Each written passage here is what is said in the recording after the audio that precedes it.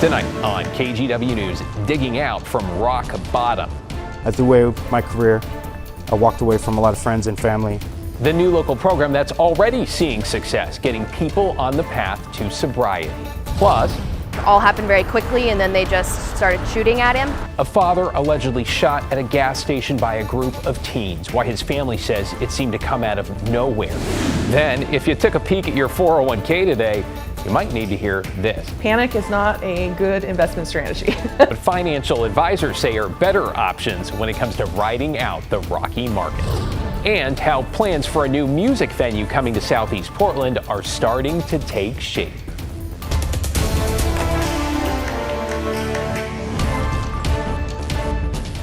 Thanks for joining us. I'm David Molko. We begin at 11 in North Portland, where neighbors are pleading with the city to prioritize and save their community center. The Peninsula Park Center is one of 3 that leaders might shut down to help balance the budget. It was top of mind during the last in a series of listening sessions across the city. Alma McCarty takes us there.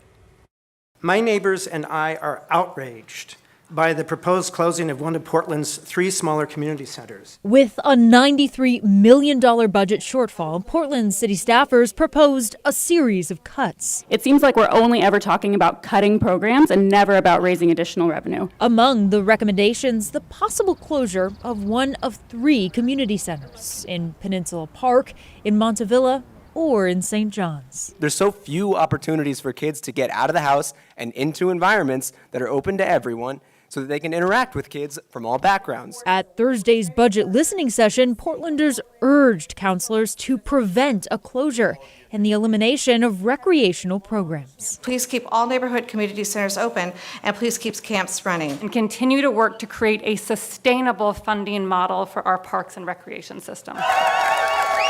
Earlier this week, crowds gathered to protest shuttering the center in St. John's, pointing out just how valuable it is. My husband and I both work, and we use it for aftercare.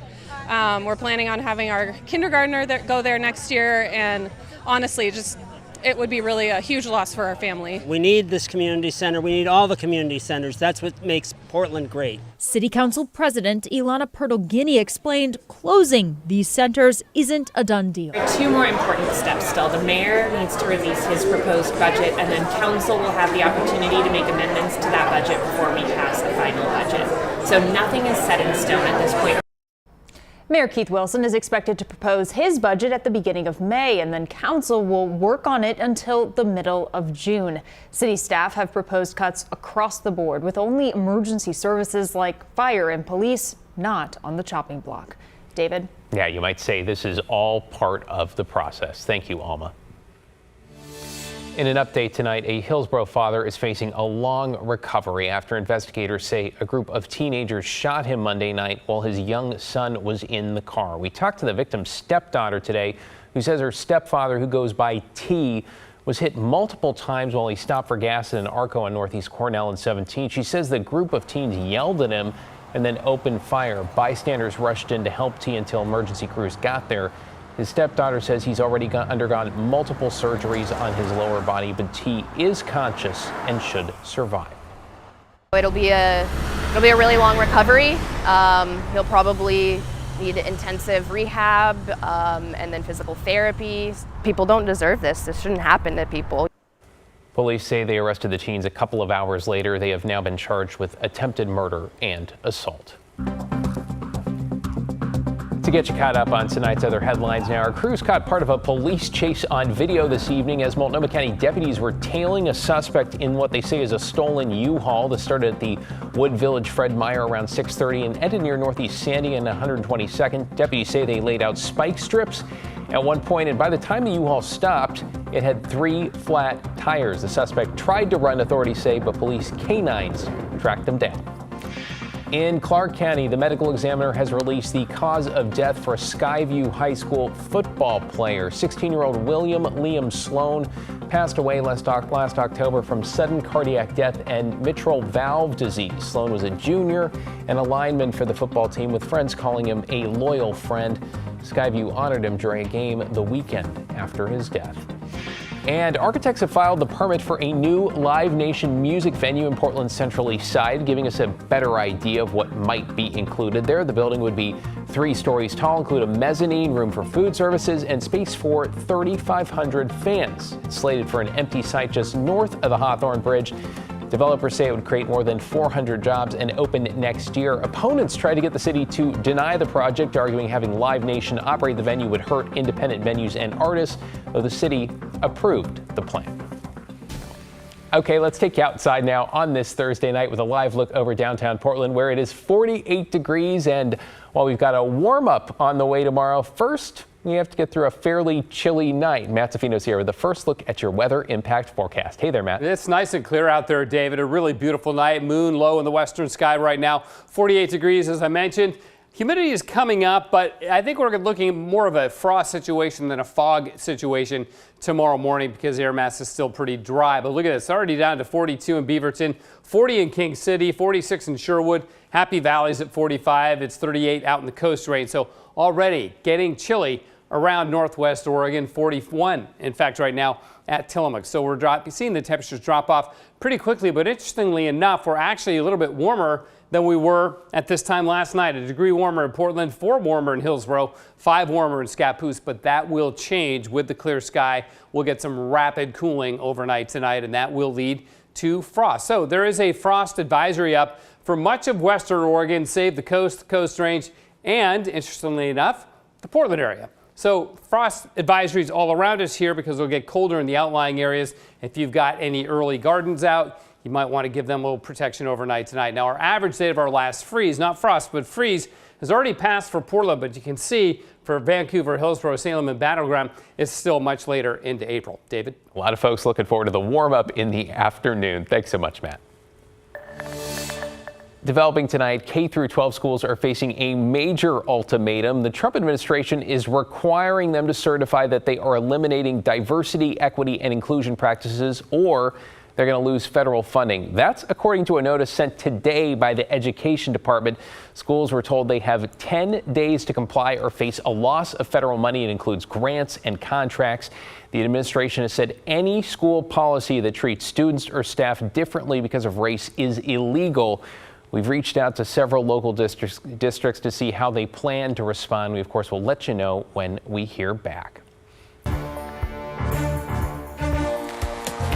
Meanwhile, stocks took a massive nosedive today as the market reacted to President Trump's tariffs on essentially all imports as he seeks to reshape the American and, by extension, global economy. The Dow down 4%, the S&P nearly 5%, the NASDAQ nearly 6%.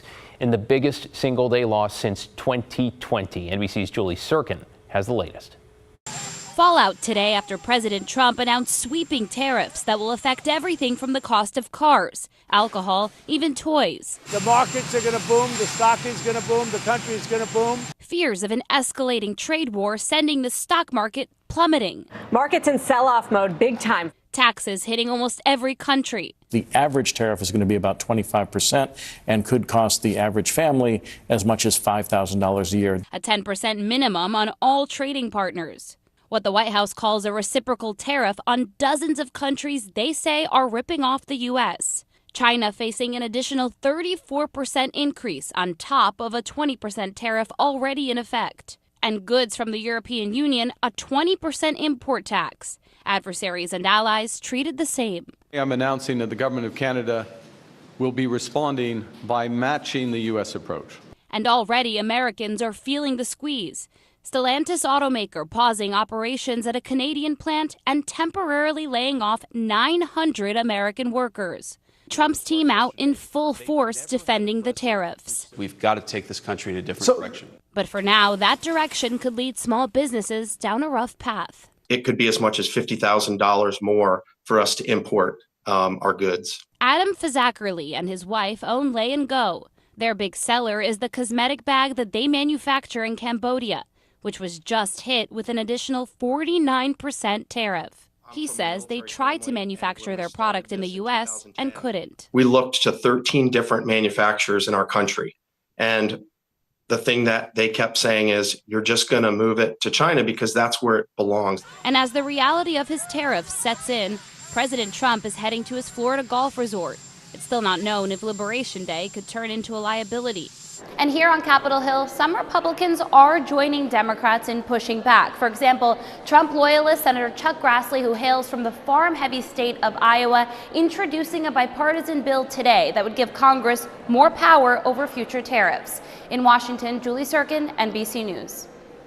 Of course, today's stock market slide and all the uncertainty has a lot of people worried about their investments and their future. Financial expert Linda Carroll says today was one day, and whether or not you actually checked your 401k, you shouldn't worry just yet, since over time 401ks and other investments offer a solid return. Carroll noting it's important to have a diverse portfolio right now, most often through mutual funds that also include international investments.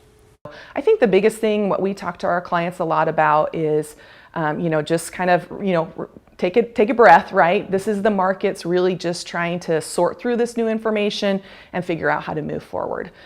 I feel like we need a collective deep breath here. Right now, Asian markets trading down. Japan's Nikkei over 3%. U.S. stock futures have also dropped, though less than 1%.